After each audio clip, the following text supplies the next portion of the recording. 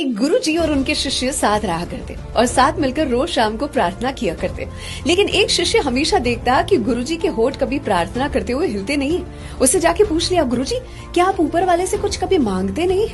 इस पर गुरु जी ने एक कहानी बताने की शुरुआत की। उन्होंने कहा कि एक बार मैं राजा के महल के पास से गुजर रहा था और राजा जी अपनी प्रजा को देखते हुए महल के द्वार पर खड़े थे। एक भिखारी उनके सामने जा खड़ा हुआ और भिखारी जो था उसके कपड़े पूरी तरह से फटे हुए थे। उसका शरीर बुरी तरह से गल चुका था, मानो कितने दिनों से उसने खाया नहीं था। वो कभी भी गिर सकता था, लेकिन उसकी आंखों में फिर भी चमक थी।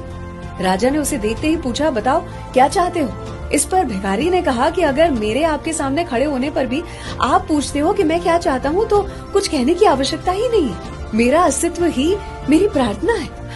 इस पर राजा ने अपने लोगों को बुलाया। उन्हें अपनी गलती का एहसास हुआ।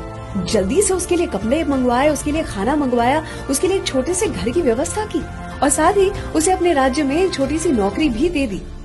राजा ने अपनी हैसियत के हिसाब से उसकी मदद की।